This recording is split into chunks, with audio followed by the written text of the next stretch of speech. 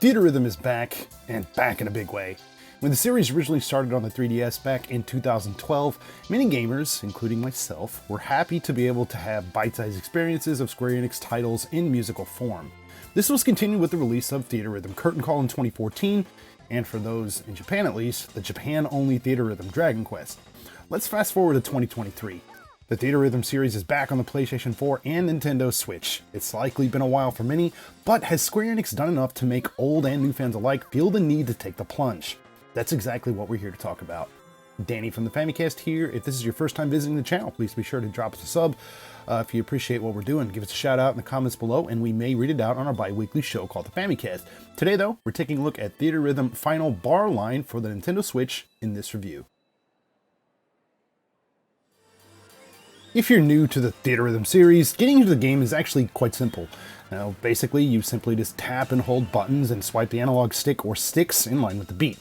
While I think this is a bit of an oversimplified explanation, the game does offer a bit more complexity here. There are three kinds of music stages to play through. There's battle music stages, BMS, field music stages, FMS, and event music stages, or EMS. Now, BMS has 4 music slots that players will have to pay attention to throughout the songs. These triggers, like the circles moving across the screen and stuff, they correlate to actions and attacks that you make against waves of enemies. You have to go through these and hit as many triggers as possible to complete the stage. Now, field music stages have only one slot here to worry about, and here your characters will traverse fields, forests, mountains, caves, towns, and also battle the occasional enemy party. Inputs are the exact same as what you'll find in the BMS, with the hold trigger being the only difference. Now, in BMS and EMS, you simply just kind of hold and or occasionally hold/swipe the direction whenever it kind of comes on the screen. But in FMS, hold triggers often go up and down with the beat.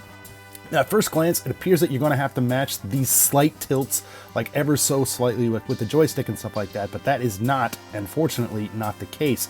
Holding the joystick all the way up or all the way down is the most effective and responsive way to tackle these.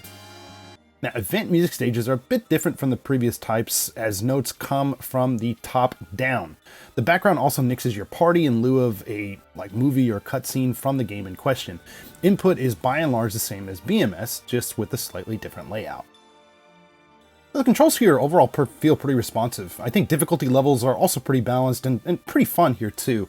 While I did spend most of my time in basic and expert, I did try the higher levels, like Ultimate and Supreme, just for laughs.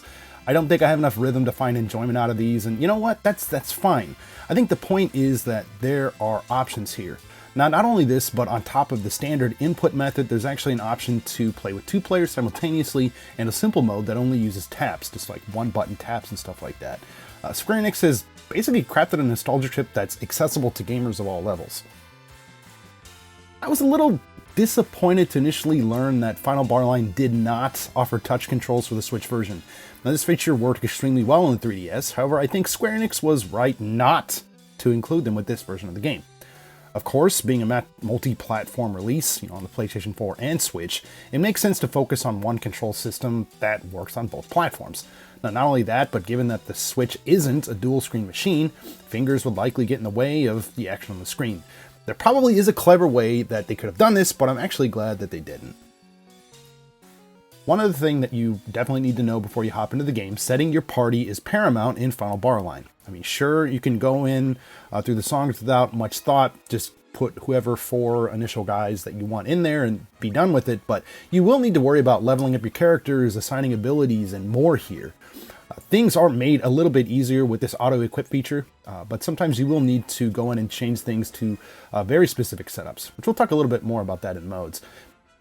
You also have some other options here to assign a costume Moogle to your party, as well as an airship. Now, these last 2 bits, these are both purely cosmetic and have nothing, it doesn't really affect the gameplay at all. But yeah, party formation, this is something that you want to keep in mind. I mean, even just for aesthetic looks, how you look, just the kind of attacks that your guys will do and all that type of stuff, it's important. The 3 main modes are on offer in Final Bar Line. You have series quests, music stages, and multi-battle. The series quest is where many will spend most of their time. Here, players will be tasked with playing through multiple sets of songs from various Final Fantasy titles in FMS or BMS. This is laid out on like a mini-map, kind of themed after the game that's being played. There are tons of items to unlock here too. You got characters, cards, items, and more, as well as various challenge or quests on each stage. It's pretty comprehensive and will likely take you quite a bit of time to get through, especially if you're aiming to complete all the quests. Not just clear them, but complete them. Now, I really enjoyed this mode and the quests here too. You likely won't be able to clear these in one go either. Now, some of the challenges might require you to go back and play with different parties or with different abilities and stuff like that. So it's just a matter of kind of trying out your parties, leveling up characters, and just seeing what you can do there. Now, music stages are just like how they sound. Now, in this mode, you can freely access any of the songs that you've already unlocked. This is also the only way you can access the event stages that are unlocked in series quests. Now, additionally, there are some times when song suggestions come up at the bottom of the screen, occasionally offering songs that you haven't unlocked yet in the series quests and stuff like that. That actually provides players with another way to unlock tracks, which is nice. But it's kind of like a hidden touch there, but still nice. Multi-Battle is the online hub for Final Barline.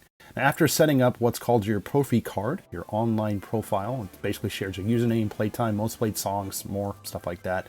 Basically, once you have that set up, you're good to go. Up to 4 players can battle it out in one of their favorite songs. Now, of course, it's not just as simple as hitting all the correct notes here, at least with certain things turned on. Now, a number of obstacles or bursts will be sent your way from opponents, mostly things that kind of obscure your view from the notes and stuff like that.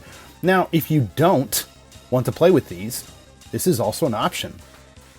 Now, there's also another mode there called Casual Mode, which basically, if you're not playing in Casual Mode, you're playing in matches that affect your online ranking and like all this type of stuff. But if you don't care about that, this Casual Mode might be the way to go for you. Now, when it comes to connection, in my time so far with the game, I've had no problems with that, even with the action being crazy and frantic and stuff like that. I played with both randoms and also with a friend. Special shout out to Famicast, friend of the show, Balls. We had a pretty great time together. Not only is this mode fun, it's also a great way to get your hand on some rare summon stones, which provide boosts for your party on top of summon attack abilities. Players can set whatever summon stone they like to share with others, and this still stays in their inventory, but basically other players get a copy of it. This is like one of the other incentives to play online, and even if you're terrible at the game, I mean, it's nice to see that there are options here. Now, overall, while it might seem to be a bit skimpy on modes, I think what's on offer in Final Barline can keep players occupied for quite a long time. As I mentioned previously, there are quite a few things to collect. You know, character unlocks, tons of feats, another thing that they threw in there, kind of like an achievement system for the game.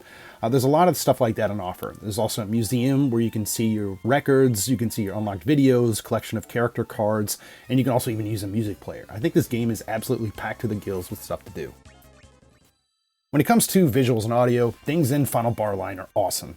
While the cute caricatures of series villains and heroes might not be to everyone's liking, I think it does a great job making the whole product uniform. Now, of course, this can probably go without saying, but the audio here and just what's available is absolutely on point. I mean, the tracks on offer here are numerous. I mean, with the standard version of the game, you get 385 songs. If you opt for the digital deluxe version, you get an extra 27 on top of that. And with all of the DLC, there's going to be 90 additional tracks added up in total. I mean, if you opt to get everything there, that's 502 songs. But I think even with just the base included tracks, there's still a lot to go through. Now, in terms of performance, things are pretty smooth here, as they should be. However, there are some times when navigating the menus, you can see the engine kind of chugging a little bit. Now, I haven't played the PS4 version, so I don't know if this happens there. But yeah, this likely won't be noticed by many, but it does pop up from time to time. Thankfully, though, this has no effect on the gameplay at all. Theatrhythm Final Barline is a fantastic game. While I do think that fans of Final Fantasy and other Square RPGs will get the most out of it, I think the gameplay mechanics are easy enough and accessible to gamers of all levels. For Final Fantasy or other Square Enix RPG fans, this is a must-have. It's a great way to get into nearly every game from the series in a more bite-sized, musically driven way. You definitely owe it to yourself to pick it up. As always, thank you guys so much for checking out this video. If you like what you see, please feel free to drop this one a like. If you're new to the channel, please be sure to subscribe. We've got tons of podcasts, video reviews, looks at Japanese games, and merch, and a whole lot more. Again, this is Danny from the Famicast. Thanks for watching, and we'll catch you later.